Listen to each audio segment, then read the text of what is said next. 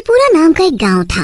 उस गांव में कुआं ना होने की वजह से सभी गांव वाले नदी से ही पानी लाया करते थे। एक दिन गांव की एक औरत निर्मला नदी के किनारे बैठकर कपड़े धो रही थी। तभी उसे नदी से डरावनी आवाज सुनाई दी। कौन है यहाँ जो मुझे डरा रहा है? अरे कौन है यहाँ?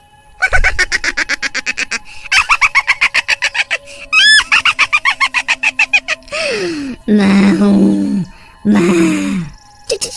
चुड़ैल भागो यहाँ से, भाग जाओ यहाँ से।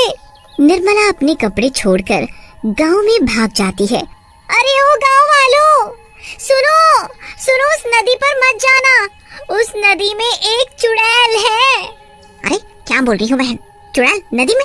सुबह ही तो हम सभी औरतें उस नदी से पानी भरकर लाई हैं, तब तो कोई चुड़ैल हमें दिखाई नहीं दी। कहीं तुम नींद में तो नहीं हो? अरे तुम लोगों को मेरी बातों पर यकीन नहीं है ना, तो खुद ही जाकर देख लो। हाँ भाइयों, चलो तो जरा नदी पर, हाँ, देखें कैसी चुड़ैल है। सभी गांव वाले नदी पर जाते हैं, पर वहाँ कोई चुड़ैल नहीं दिखती। अरे यहाँ तो कोई चुड़ैल मुड़ैल नहीं है, निर्मला को कोई वहम हुआ होगा। चलो चलो भाइयों, अपना अपना काम करें, हाँ?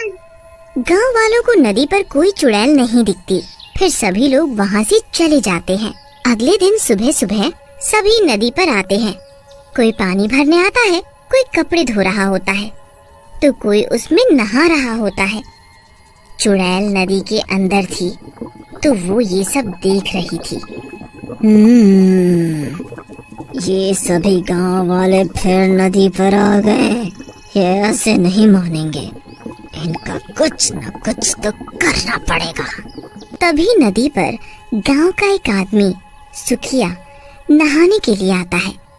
जैसे ही सुखिया नदी में नहाने के लिए अंदर घुसता है, नदी में अंदर बैठी चुड़ैल उसका पैर पकड़ लेती है। अरे अरे अरे अरे मेरा पैर किसने पकड़ा है?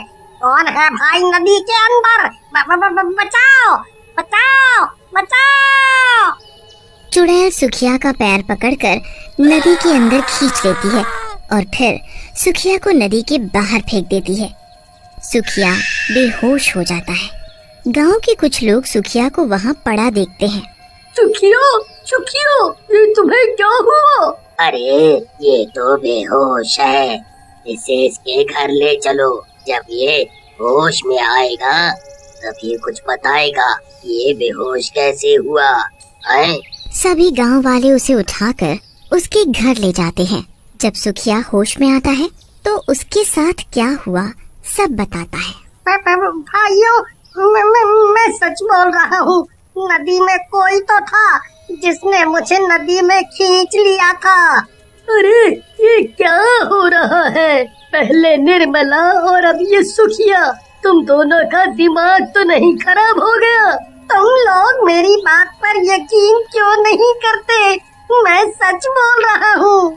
अरे भाइयों, देख नहीं रहे कितनी भयंकर गर्मी पड़ रही है। गर्मी की वजह से सुखिया बेहोश हो गया होगा और कुछ नहीं।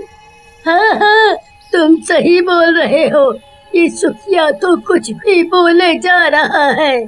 फिर सभी गांव वाले वहाँ से चले जाते हैं। कोई भी सुखिया की बातों पर यकीन नहीं करता। फिर भी सभी लोग नदी पर जाते, वो भी वहीं कपड़े धोने लगती हैं। तभी उस चुड़ैल की भयानक आवाज आती है और सभी औरतें वहाँ से भाग जाती हैं। ये लोग नहीं मानेंगे, इनका कुछ तो करना होगा। हाँ।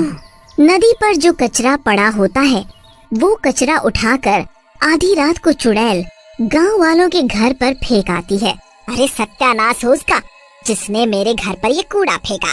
अरे कोई है? मेरे घर पे कूड़ा किसने फेंक दिया? देखो जी, किसी ने हमारे घर पर इतना सारा कचरा फेंक दिया है, भला बताओ।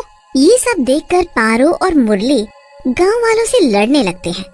वो चुड़ैल फिर से आधी रात को नदी से निकलकर गांव में आती है और अब की नदी से ढेर सारी कीचड़ उठाकर शंकर के घर पर फेंक कर चली जाती है। सुबह होते ही, रानी, ये अजीब सी बदबू कहाँ से आ रही है? हाँ जी, बदबू तो मुझे भी आ रही है। ये बदबू शायद बाहर से आ रही हो। दोनों बाहर जाकर देखते हैं तो उनके घर पर ढेर सारी कीचड़ पड़ी होती है। ए, ये कीचड़ किसने डाला मेरे घर पर? इसकी इतनी हिम्मत! ओए, क्या हुआ शंकर भाई? क्यों शोर मचा रहे हो? ए, अरे भाई, जरा यहाँ देखो, किसी ने मेरे घर पर ये कीचड़ डाल दिया है। पता नहीं कौन है वो। अगर पता चल गया ना, छोड़ूंगा नहीं उसे। हाँ। शांत रहो शंकर भाई, किसी ने तुम्हारे साथ मजाक किया होगा। कोई बात नहीं, अभी तो मैं चुप हूँ, पर अगली बार ऐसा कुछ हुआ ना तो उसे छोड़ूंगा नहीं। हाँ। सभी गांव वाले वहाँ से चले जाते हैं। जब रात को सभी गांव वाले सो जाते हैं तो नदी वाली चुड़ैल फिर से गांव में आती है। जब वो चुड़ैल कूड़ा उठाकर लोगों के घरों पर फेंक रही होती है, तभी गांव का एक आदमी किशन लाल अपने घर की खिड़की से उस चुड़ैल को कूड़ा फेंकते हुए देख लेता है। हमारे गांव में चुड़ैल, पर ये चुड़ैल यहाँ क्या कर रही है? अच्छा, अब पता चला, ये चुड़ैल ही थी जो सभी के घरों पर कूड़ा कचरा डाल जाती है। सुबह होते ही ये बात गांव वालों को बतानी पड़ेगी। भूरा के घर पर चुड़ैल कूड़ा डाल कर गई तो वो भूरा सभी गांव वालों से लड़ रहा होता है। हद हो गई अब तो।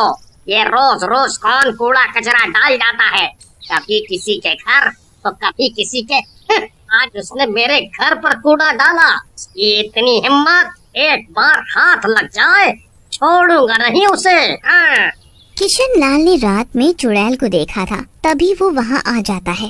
रुको रुको रुको, तुम सभी लोग लड़ना बंद करो।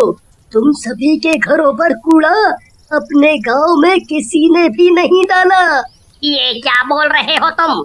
मेरे घर पर किसी ने भी कूड़ा नहीं फेंका तो किसने फेंका?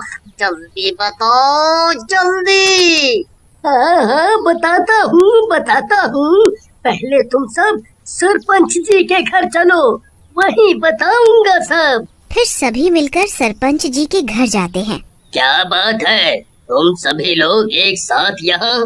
सरपंच जी, बात ही कुछ ऐसी है कि सभी को यहाँ आना पड़ा। हाँ, बोलो ना। सरपंच जी, हमारे गांव में चुड़ैल है जो उस नदी के अंदर से आई थी। देखा, मैंने सच बोला था ना, उस नदी में चुड़ैल ही थी जिसे मैंने देखा था। इसका मतलब जब मैं नदी में नहाने गया था तो उसी चुड़ैल ने मेरे पैर पकड़े होंगे और मैं बेहोश हो गया था। हाँ, तुम सभी सही हो। उस नदी में एक चुड़ैल रहती है, मैंने खुद उसे देखा है गांव में। गांव में? हमें तो कभी कोई चुड़ैल दिखाई नहीं दी। किशन लाल सभी गांव वालों को बताता है। आधी रात को जब मैं पानी पीने के लिए उठा तो मेरी नजर खिड़की के बाहर गई तो देखा एक चुड़ैल सभी के घरों पर कूड़ा फैला रही थी। और तो और गांव में भी चारों तरफ कूड़ा ही कूड़ा फैला दिया। जब वो कूड़ा फैला कर जाने लगी तो मैंने उसका पीछा किया और वो चुड़ैल नदी के अंदर चली गई। पर मेरी समझ में ये नहीं आ रहा कि वो चुड़ैल ऐसा क्यों कर रही है। अब नदी पर जाना खतरे से खाली नहीं है। सरपंच जी, अगर हम लोग नदी पर नहीं जाएंगे तो पिएंगे क्या? और बाकी घर का सारा काम भी तो पानी से होता है, खाना बनाना, नहाना, कपड़े सभी। हाँ सरपंच जी, शंकर सही बोल रहा है। हमारे घर की औरतें नदी पर कैसे जाएंगी? और तो और पूरे गांव में एक भी कुआं नहीं है। अगर कुआं होता तो इतनी परेशानी नहीं होती। ये तो बहुत बड़ी समस्या है। मैं सोच रहा था कि किसी तांत्रिक बाबा को बुलाया जाए गांव में, वो ही कुछ कर सकते हैं। अब सभी गांव वाले सरपंच की बात मान लेते हैं और सरपंच जी एक तांत्रिक बाबा को बुलाकर सारी बात बताते हैं। अच्छा, इसलिए तुमने मुझे यहाँ बुलाया। तुम चिंता मत करो, हम सब ठीक कर देंगे।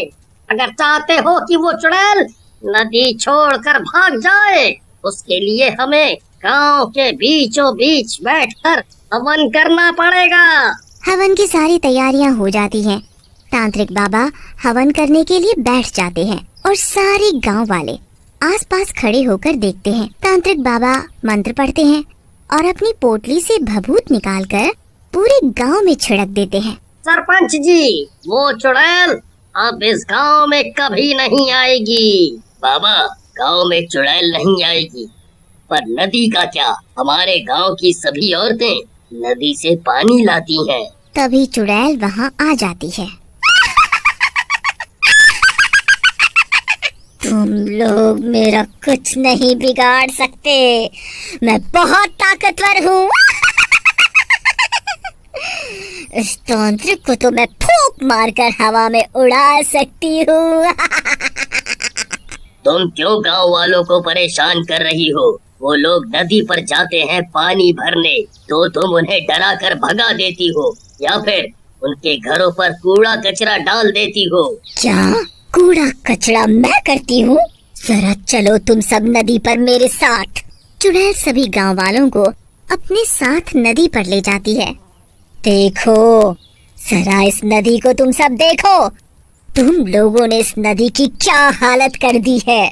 मैं तो आराम से नदी के अंदर सो रही थी, पर तुम सभी गांव वालों ने इस नदी में इतना कचरा फैला दिया जिसकी वजह से नदी का पानी दूषित हो गया और मुझे नदी के अंदर घुटन महसूस होने लगी, जिसकी वजह से मैं नदी के बाहर आ गई और तुम लोगों को यहाँ से भगा दिया। तुमने हमारी औरतों को पानी नहीं भरने दिया, हम लोग कहाँ जाएं अब पानी भरने?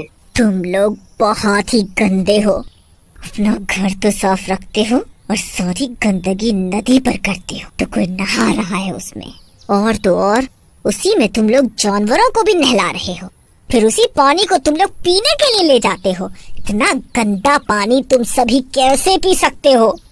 इसीलिए मैंने सोचा कि तुम लोग ऐसे नहीं मानोगे, तुम सबको सबक सिखाना जरूरी था। तुम सही बोल रही हो, तुमने हमारी आंखें खोल दी। आज के बाद हम सभी लोग नदी पर गंदगी नहीं करेंगे। हाँ, अगर हम सब नदी पर काम करेंगे तो गंदगी तो होगी ही। इसका हल भी मैं बताती हूँ। सरपंच जी, आप गांव में 2-3 कुएं बनवाएं। गांव में कुएं होंगे तो किसी को भी नदी पर आने की जरूरत नहीं होगी, सारा काम घर पर ही हो जाएगा।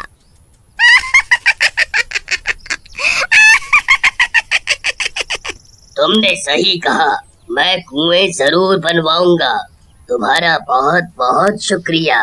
और चुड़ैल वहाँ से हमेशा हमेशा के लिए चली जाती है।